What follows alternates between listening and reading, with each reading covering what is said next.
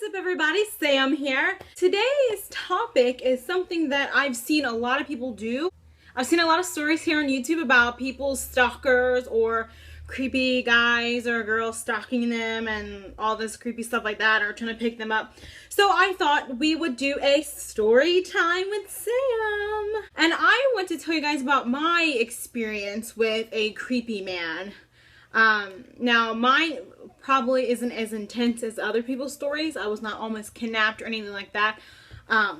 But I would love to share with you this story. So I think I'm going to start this new series called Storytime with Sam.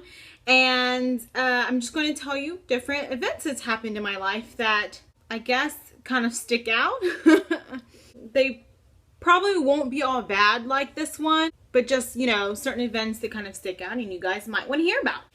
So, my incident happened with the creepy man when I was 16 years old. I was actually on my way home from my boyfriend's house. We had been hanging out at his house. And he probably lived like 2 miles away, a mile or two. It wasn't very far, but we had been hanging out that day with his family. And I was on my way home. And this wasn't like really late at night.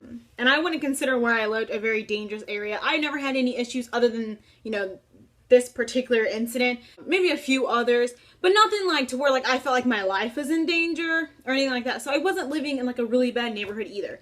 So I was on my way home. And like I said, it wasn't late. It was probably around like 6 or 7 because my mom did not let me stay out that late when I was that age. I was walking home and I was probably literally like 2.5 blocks away from my house. So there was this block here. And then I just had one more block to go, and then across the street, and then into my parking lot. Kind of give you an idea of where I was. And I was just walking on the street, you know, minding my own business. And all of a sudden, you know, and I'm pretty sure I had my phone out, whatever. I was texting, and, you know, just looking around, and texting, and looking around, and, you know, whatever. And it was during summertime, and it was a really hot day. So I was just walking, and I was just looking down, and you know, the usual. And then all of a sudden, I hear somebody say, "Excuse me," and I was like thinking like, because people around where I'm from, a lot of people are from out of town, and so they'll be asking for directions and stuff because it can be kind of confusing, you know, in a new area. So I figured it was one of those because it happens a lot. And I looked up and there was this man. So he was on this side, so I was heading this way, and he was on this side.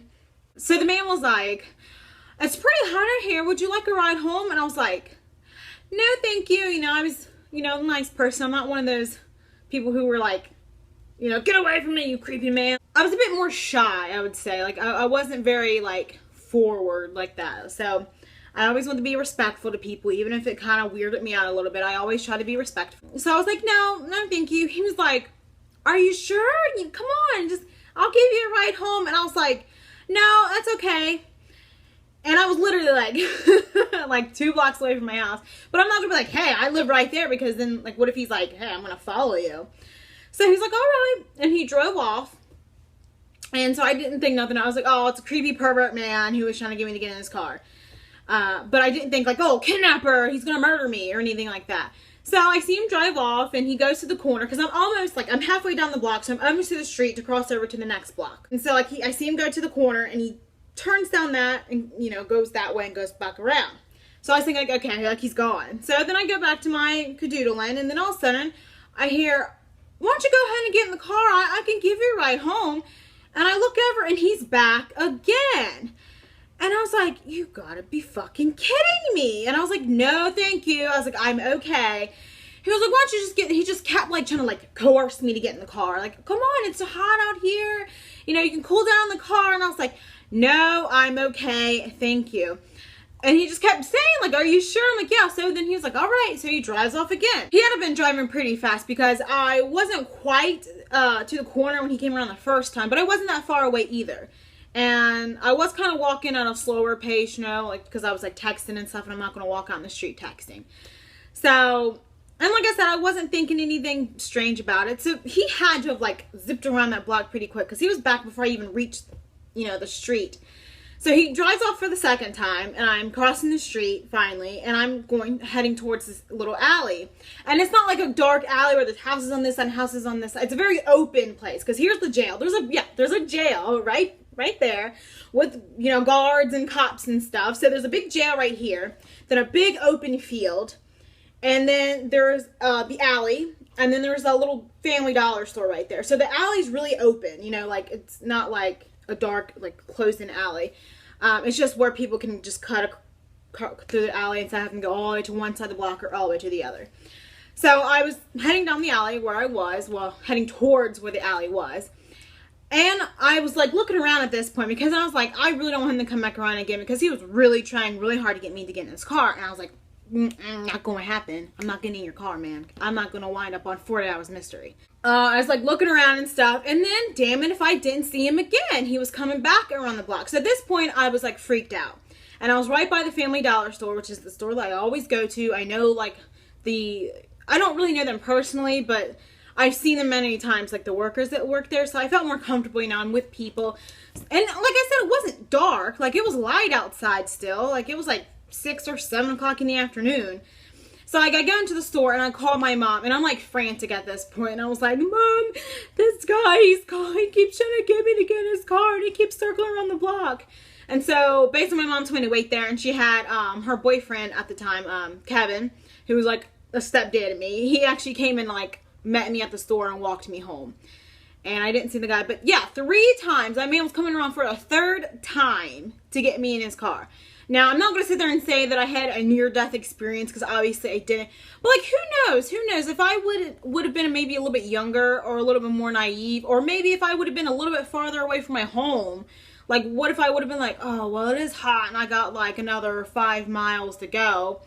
You know, and I think a lot of, you know, young people think that way. Like, oh, it's just a nice person trying to give me a ride home. But that is how it happens. You think somebody's trying to be nice to you and just give you a ride home, but really, they're out to get you. So be careful. But yeah, so I hope you liked my story of the creepy guy. I actually didn't even describe what he looked like. He was in like a SUV, like a black SUV, I think, maybe. I don't remember. This was back when I was like 16. I'm 25 now, so this was like 9 years ago.